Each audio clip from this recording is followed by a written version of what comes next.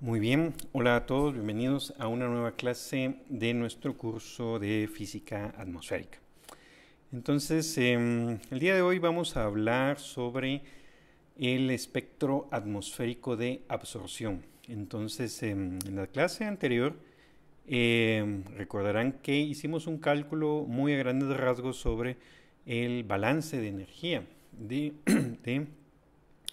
la energía incidente proveniente del Sol, no incidente en la Tierra, era pues básicamente igual a la cantidad de energía irradiada por el planeta de nuevo hacia el espacio, ¿no? Entonces ahora vamos a ver un poco más en detalle qué hay en esta radiación y por eso vamos a hablar del espectro. Entonces para esto eh, voy a utilizar esta grafiquita. Esta gráfica está en el libro, ¿verdad? Ustedes la pueden ver ahí también con detalle. Entonces, en esta gráfica hay muchísima información. Y vamos a empezar primero recordando la ley de Wien o ley de desplazamiento de Wien. Entonces, esta ley muy sencilla lo que nos dice es que en general la curva del espectro de la radiación de cuerpo negro tiene una propiedad muy interesante y es esta que vemos acá, que la longitud de onda del máximo, por eso es lambda sub m de máximo, por la temperatura es una constante. Y esto se cumple para cualquier curva de radiación de cuerpo negro. Entonces, si nosotros cambiamos la temperatura, obviamente va a cambiar entonces la longitud de onda en donde la radiación es máxima. Entonces esto lo podemos ver precisamente acá.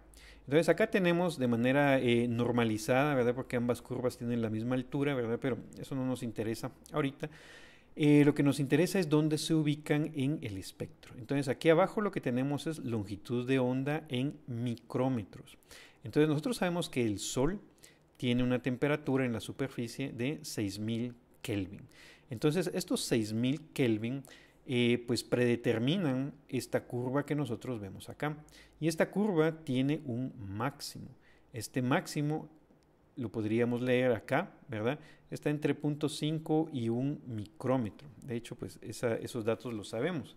Para el Sol, sabemos que el máximo es 0.6, ¿no? 0.6 micrómetros.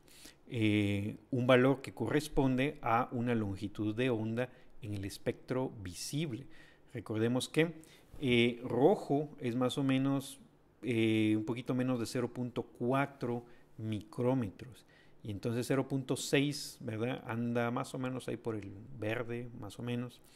Y abajo de 0.4 micrómetros o 400 nanómetros, si se les hace un poco más familiar, pues es básicamente lo que llamamos el infrarrojo. Bueno, es la parte del espectro con longitud más larga que el rojo que ya no podemos observar. Entonces, para el Sol, su curva del espectro de cuerpo negro nos da estos valores, ¿no? Para 6000 Kelvin en su superficie, la longitud de onda en el cual se alcanza el máximo de amplitud, de intensidad, ¿verdad? Es 0.6 micrómetros. Para la Tierra, recordemos que habíamos calculado que la Tierra tenía una temperatura en la superficie de 255 Kelvin. Entonces, si utilizamos la ley de Wien, podemos utilizar los datos de lambda máximo para el Sol, temperatura del Sol, y podemos utilizar la temperatura de la superficie de la Tierra y podemos calcular cuál es este valor máximo de radiación, ¿no? A qué longitud de onda tenemos el máximo de radiación. Y eso lo vemos precisamente acá, ¿no? Entonces la Tierra, decíamos, tiene una temperatura de emisión de 255 Kelvin. Y entonces, ¿verdad? Como el producto del lambda máximo por temperatura es constante, entonces podemos igualar los dos casos, ¿verdad? Esa es una de las propiedades de la curva de la radiación de cuerpo negro. Y entonces este cálculo muy sencillo nos permite determinar la longitud de onda en donde se obtiene la amplitud máxima de radiación. Y esto, ¿verdad? Sencillamente ocurre en los 14 micrómetros. Entonces, los 14 micrómetros, ¿no? Vemos que el pico está más o menos por acá. Y eso es una longitud de onda mucho más larga que los 0.4 micrómetros del color rojo. Entonces, esto está precisamente en la región que llamamos infrarrojo. Y esta, pues, sin mayor sofisticación, es la razón por la cual la Tierra emite radiación en el infrarrojo. Es por la temperatura de su superficie, ¿verdad? ¿No? Y eso está, al final de cuentas, dado por el espectro de radiación de cuerpo negro. Entonces, a esta temperatura, 255 Kelvin, ¿no? El máximo de radiación ocurre en los 14 micrómetros, ¿no? Es decir, en el infrarrojo. Si la Tierra fuera más fría, entonces esta curva se desplaza un poco más hacia longitudes más largas. Y si esta temperatura fuera más cálida, este máximo se desplaza hacia longitudes de onda más cortas. Una de las cosas curiosas que observar acá es que vean que los espectros de cuerpo negro del Sol y de la Tierra prácticamente no se traslapan, ¿verdad? Es decir, cada quien está en una región o en bandas, ¿verdad? Diferentes, como se suele decir. Entonces, acá no olvidemos, ¿verdad? Más o menos acá, alrededor del máximo, es donde están las longitudes de onda del espectro visible. Muy bien, entonces esto nos da la primera parte de esta gráfica. Ahora veamos algunas de las propiedades de absorción de la atmósfera. Entonces acá vamos a utilizar las dos partes de abajo. Entonces en esta gráfica de en medio, aquí donde dice B, ground level, acá lo que nosotros tenemos graficado es en porcentaje la cantidad de radiación que se absorbe en la atmósfera para radiación emitida desde la superficie hacia el espacio, ¿verdad? Por eso dice ground level.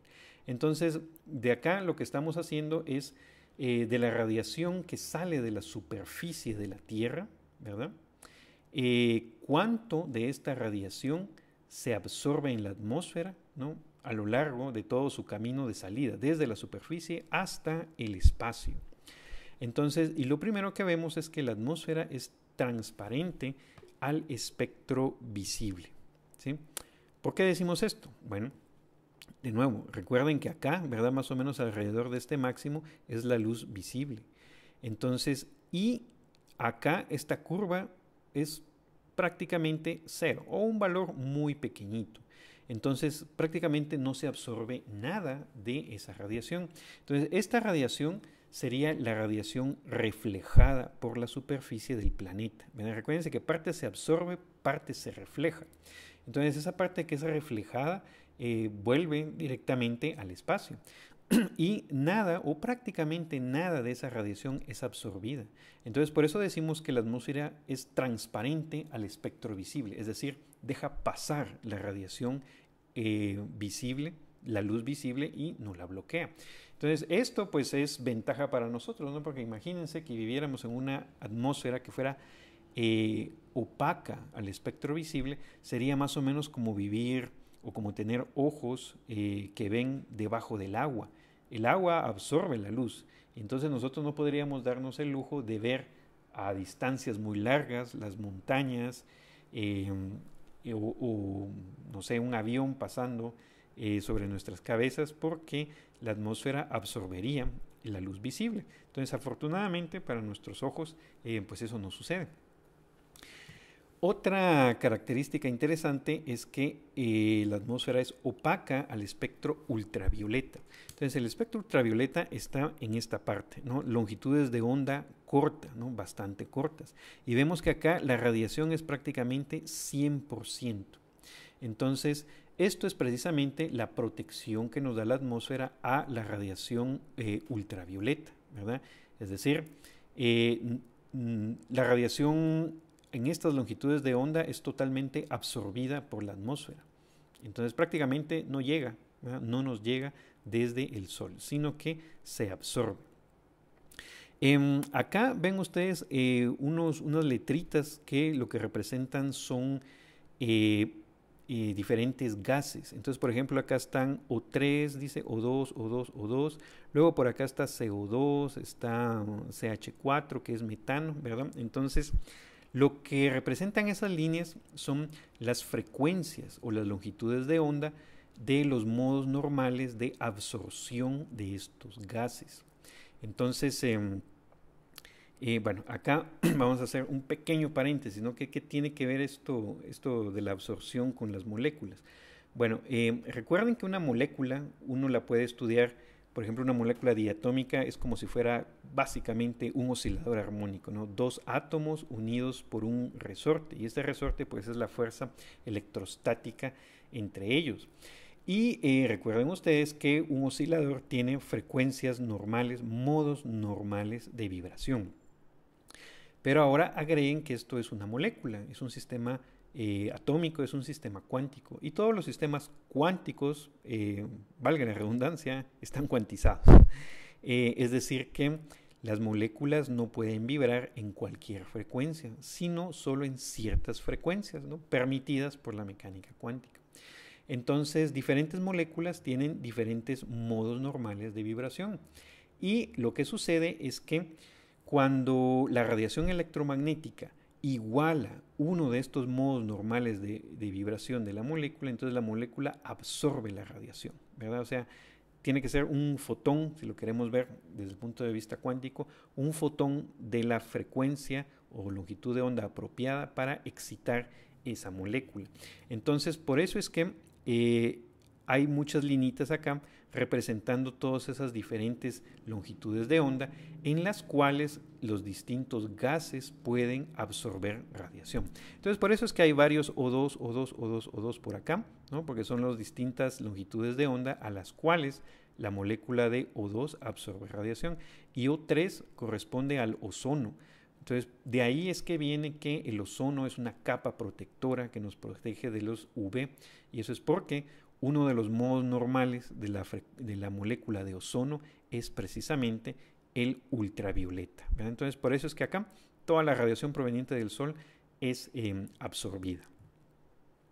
Luego lo que vemos es que si bien la atmósfera es transparente acá, ¿verdad? En la parte del visible, si nos vamos acá al infrarrojo, vemos que acá es totalmente opaca, ¿no? Entonces, acá esta línea está aquí en el 100%, ¿no? Entonces, acá teníamos 100% de absorción en el ultravioleta y también tenemos 100% de absorción prácticamente en el infrarrojo. Entonces, esta es la razón por la cual se calienta la atmósfera, ¿no? Por el infrarrojo precisamente. Y entonces, acá en todo este rango ven que la absorción es prácticamente del 100%. Y acá, ¿verdad? Hay algunos picos. Estos picos están asociados precisamente con la frecuencia de absorción de estas moléculas, ¿verdad? Son los modos normales de vibración. Entonces acá dice H2O, ¿verdad? Es H2O vapor, gaseoso. Y dice rotación. Y esto es porque son los modos de rotación de la molécula de agua. Entonces, lo interesante de las moléculas que son gases de invernadero es que son, a ver, aquí está más adelante, bueno, lo vamos a ver acá, son moléculas triatómicas, es decir, tienen 3 átomos.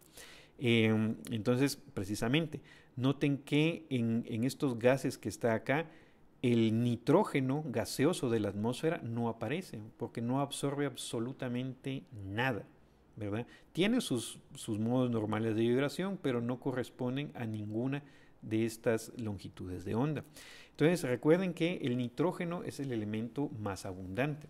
Imagínense que el nitrógeno absorbiera algo de radiación, ¿verdad? Ya haría la atmósfera transparente, la convertiría en opaca, por ejemplo. Pero N2 es una molécula de 2 átomos y no absorbe ningún tipo de radiación, por lo menos no de esta, ¿verdad? El O2, como habíamos dicho, está acá, ¿verdad? En la parte ultravioleta. Y notamos que los gases más abundantes son transparentes, ¿no? Que son el nitrógeno y el oxígeno. Y eso prácticamente es lo que nos da una atmósfera transparente, ¿verdad? Que podemos ver muy lejos, ¿no? A muchos kilómetros sin perder visibilidad. Y como decíamos, la absorción está dominada por moléculas de 3 átomos. Vean, H2O tiene 3 átomos, CO2 tiene 3 átomos, CH4, ¿verdad? Este tiene 5. Pero al final de cuentas, lo que determina por qué se absorbe radiación infrarroja es por la forma de la molécula, ¿verdad? Tanto el CO2 como el H2O tienen modos normales en el infrarrojo. Y por eso es que el CO2 es un gas de efecto invernadero. Pero ahora den cuenta ustedes qué curioso, ¿no? El CO2 es un gas de efecto invernadero porque absorbe en estas longitudes de onda. Imagínense que nuestro planeta fuera más frío, que en lugar de tener un pico en esta parte, lo tuviera muchísimo más hacia la derecha. Entonces el CO2 no sería nuestro problema, porque la Tierra no emite radiación en su longitud de onda, sino que probablemente tal vez sería otro gas, ¿verdad? O imagínense ustedes que este pico estuviera más hacia la izquierda, es decir, que el planeta fuera más caliente. Entonces probablemente otro gas sería el que domina el efecto invernadero. Pero pues vivimos en este planeta, ¿no? Y la evolución y el paso del tiempo han perfilado y formado el planeta tal y como es, y pues nuestro problema es CO2, ¿verdad? CO2 porque tiene una frecuencia o longitud de onda, longitud de onda de absorción en precisamente la longitud de onda en la cual se emite el infrarrojo, ¿no? Entonces coincide, ¿no? Los dos coinciden y por eso es que el CO2 es nuestro problema. Y bueno, como decíamos, ¿verdad? El ozono, que es la molécula O3, es el que absorbe el infrarrojo, el ultravioleta. La gráfica que está aquí abajo, ya para terminar esta parte, lo que nos da es la absorción en la atmósfera, pero desde una altura de 11 kilómetros hacia afuera del espacio, ¿no? Desde 11 kilómetros hasta alturas muchísimo más altas.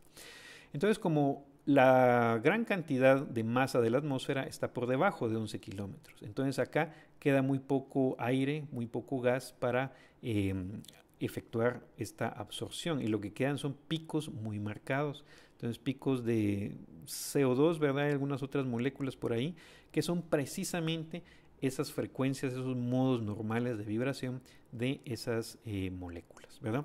Entonces, resumidas cuentas, ¿verdad? Esto explica por qué la atmósfera es transparente a la luz solar, pero es opaca a la luz infrarroja. Opaca quiere decir que es un obstáculo, que no la deja pasar o que la absorbe.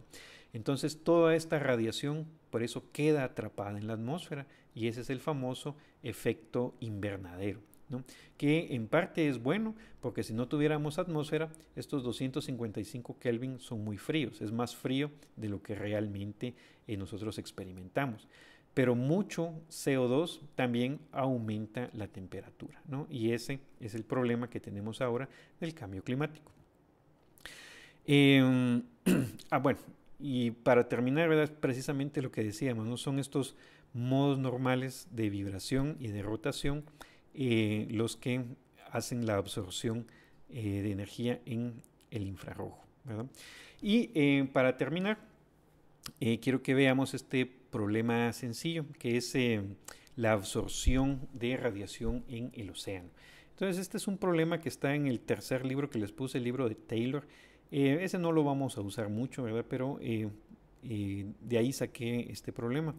Y el problema lo que trata es más o menos de cuantificar cuál sería el aumento de temperatura del océano si éste absorbiera toda la radiación proveniente del Sol. Es decir, no devuelve nada al espacio, sino que lo absorbe todo. Entonces, este problema es interesante porque nos da una idea de qué tanta energía viene del Sol y qué tanto puede absorber el océano. Entonces, el problema es muy sencillo, ¿no? Partimos de esta formulita de termodinámica, ¿no? Recuerden ustedes que El cambio de temperatura en un objeto se debe pues, a una cantidad de calor que absorbe, ¿no? M es la masa del objeto y C vendría siendo su calor específico. Entonces lo que nosotros tenemos es que el océano absorbe una cantidad de energía en un cierto intervalo de tiempo. Entonces podemos dividir esto dentro de delta T, ¿no? Para formar una razón, una tasa a la cual delta Q sería la energía que viene del Sol, ¿verdad? Es la constante solar. Y eso pues va a ocasionar un incremento de temperatura. Entonces si lo vemos de esta manera, esta ecuación se puede enunciar en términos de razones de cambio, ¿no?